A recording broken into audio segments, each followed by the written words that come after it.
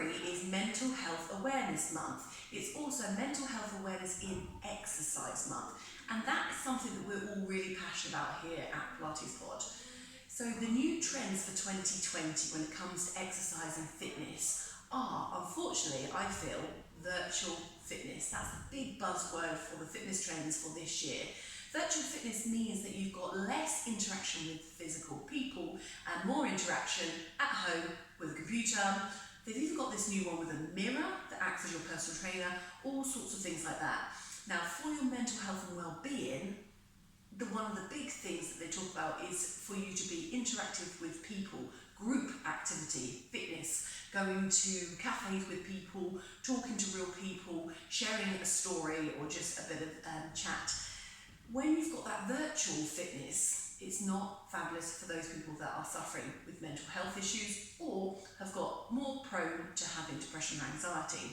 So, mental health in fitness, what I believe is what's really super important is that you're not just thinking now about your body moving in fitness, but how it affects your mental health. Now, we all know that it is good for your mental health and well-being to exercise. We all know those benefits. It's also a little less known that sometimes when you're susceptible to mental health issues or just feeling a bit kind of not great about your self-esteem, that's the very thing that can block you and stop you from exercising also in the first place. So really thinking about this new year and thinking about what is the best way to think of fitness is more of a holistic approach. Rather than just thinking about the advertising and the marketing around your body. I mean, we've all been there, we've all seen those articles, those magazines, those front headlines of papers where the fitness trend is a man with his naked torso and a six-pack, or it's a lady with a crop top on and her six-pack. Now obviously that does show those people are active and look after themselves, but not everybody that is working out hard has got a good mental health about their physical well-being.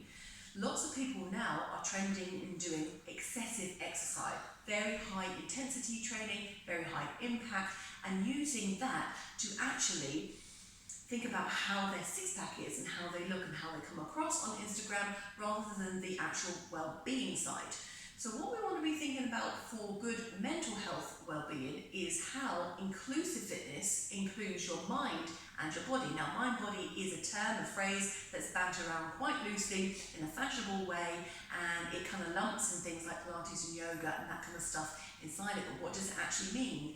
Inclusive fitness really means that putting your mind and your body together, that you're training not for your abs, but training for what feels good for you. So rather than thinking about, does this exercise make me lose weight? Does this exercise give me a six-pack? Think, is it going to help me benefit me moving around in life because I'm struggling with my hips and my mobility? So does this exercise mean that I'm going to be more able and more mobile in my daily life?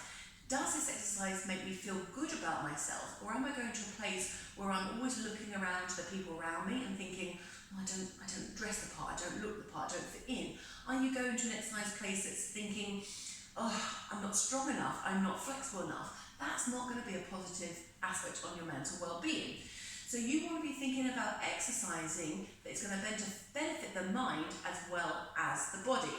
Now that might mean that you're just putting your phones away, putting away the technology that you have for your Fitbit and just going for that run because it makes you feel good, because you enjoy being outside in fresh air, because you like the way it feels on your face as you're running around, because you like to run past somebody and say hi as you go past, because you like to exercise in the morning and get out in fresh air, because you like to see nature. You don't need technology or photographs to prove that to yourself. It's a feeling, it makes you feel good. You might be thinking about, as I said, those things that help you in your day-to-day life, the mobility and getting around. And it might be thinking about less counting calories and more other statistics. So rather than thinking of your exercise being, have I lost weight? Have I checked the scales and the numbers on the scales? Maybe start thinking about the other numbers. Maybe start thinking about, has my blood pressure changed? Has it lowered if it's too high? Has my blood sugar levels stabilised? Am I peaking and troughing too much? We know that high intensity work can affect the cortisol levels. So how about that? Where is your stress levels? Also think about levels that are going to help you with your numbers to do with your breath. Are you taking enough breath in the day? Lots of people hyperventilate, hold their breath, it makes them tense. What about water? Are you drinking enough water? What about sleep? Are you getting enough sleep?